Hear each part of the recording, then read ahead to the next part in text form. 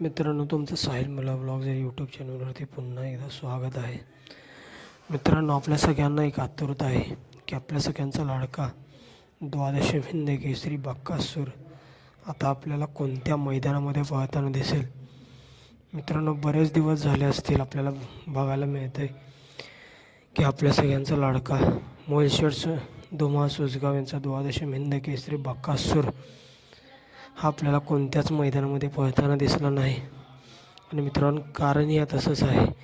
देव बक्कासूर आजारी होता आणि मित्रांनो डॉक्टरांनी सांगितलं होतं की बक्कासूरला 10 ते 15 दिवस आरामावरती ठेवण्यात यावं. आणि आपला देव बक्कासूर मित्रांनो या महिन्यामध्ये आपल्याला कोणत्याच मैदानामध्ये पळताना दिसला नाही आणि दिसणारही नाही. मित्रांनो, 1 तारखेला भव्य दिव्य असं मैदान होतं आहे. मौजे कोरंजे पूल येथे रोख रक्कम 3 लाख रुपयाचं मैदान होतं आहे. या मैदानामध्ये आपल्याला आपल्या सगळ्यांचा लाडका द्वादशी हिंद केसरी बक्कासूर हा पळताना दिसू शकतो. कारण या महिन्यामध्ये तर तो पळणार नाही आणि पुढच्या महिन्यामध्ये रोख रक्कम 3 लाख रुपयाचं मैदान आहे करंजे पूल येथे, त्या मैदानामध्ये पळताना दिसेल.